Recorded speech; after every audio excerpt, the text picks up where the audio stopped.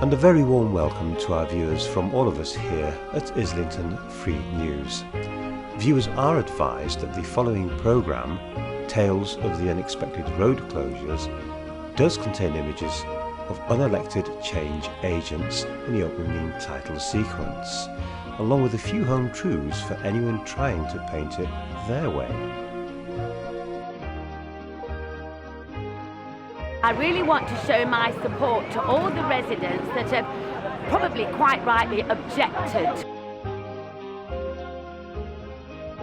Islington Council, they've done these blockades, they've put no consideration for the people that have to live there.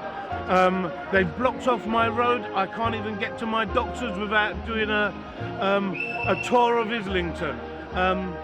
I'm just housebound. They've taken my dignity away and they've taken my freedom away. Yeah, I'm in prison in my own house. Shame on Islington Council.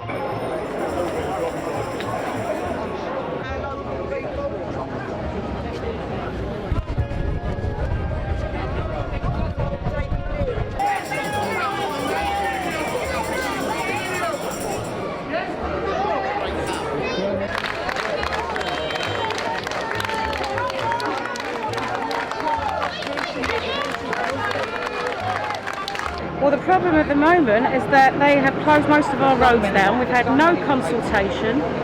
I've lived in the borough now for 47 years. We've never had a problem with traffic. A lot of the side streets that we need, without telling us, the council sadly have made a decision to close all these off. So therefore, we have to sort of go miles around now.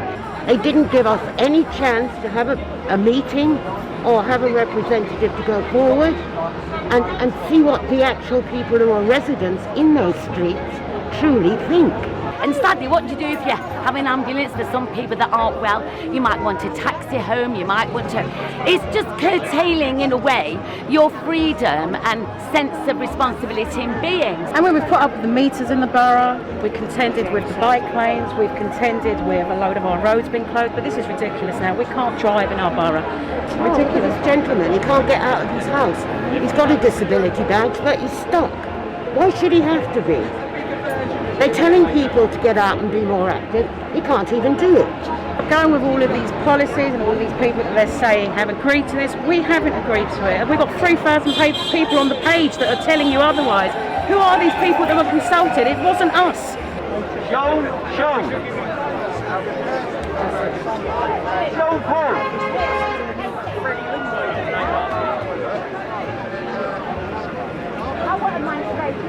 Well, the thing is, we're recording it because so that's a no, you're ignoring me. Well, of course, yes. Well, you don't have to be here, do you? We're recording it because of the bias. The fake news is the enemy. It's fake. Typical of dubious news outlets, the Islington Tribune published a barefaced lie, despite having every opportunity to listen to the protesters' passionate concerns, with their man on the ground choosing instead to browbeat the speaker, and missing entirely the appearance of local actress Su Pollard, who voiced the crowd's concerns admirably. You see, ladies and gentlemen of the council, you see you've got a lot of support. Please think again. 1 week ago today, Islington residents and businesses owners stood up and took to the streets, registered their dissatisfaction at the number of road closures spreading across the borough like an unstoppable disease. You, the marginalised and disenfranchised of the borough, went to Islington Town Hall and said enough is enough, demanding full access to the road networks across Islington via the removal of restrictions which have been brought in almost every major road in the area to a standstill, creating a serious pollution issue. Last week the protest saw a number of council officials leave the ivory towers in the town hall and enter into dialogue with us. We were informed by council officials that a number of cameras would be switched off and dialogue would be entered into. We were lied to. As usual. There we go. As a result of this, we are now focused to continue calling protests against. I don't know who that is. Right, so you go.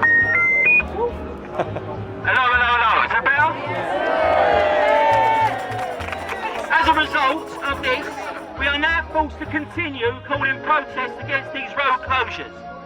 Until our objections are heard and taken seriously. Hang on, I've got to turn the page. There we go. We are not arguing against bike lanes, installations, or against moves to a cleaner, greener society. We understand that. Woo!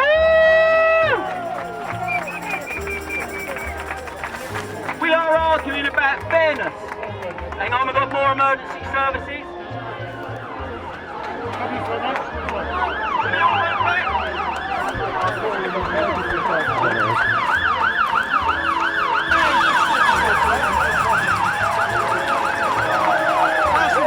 Let the emergency services do their job. They've been hampered by Islington Council. But it's not only the emergency services that are being hampered.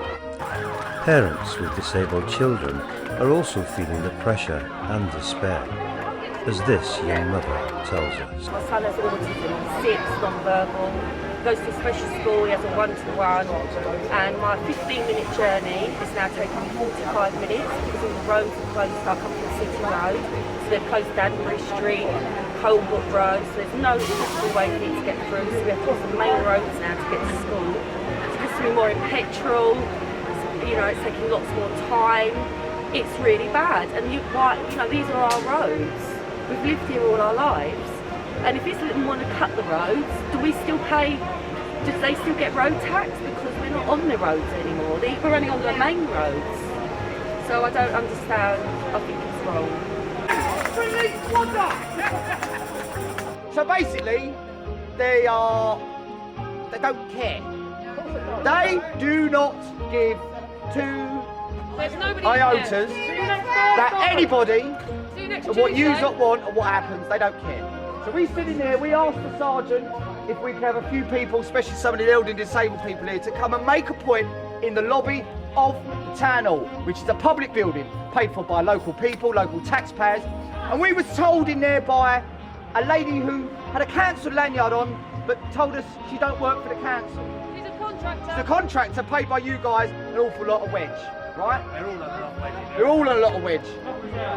So the outcome is we're all standing here next week again. So I just urge the council to really, really think again, because this is obviously, it's very important to everybody.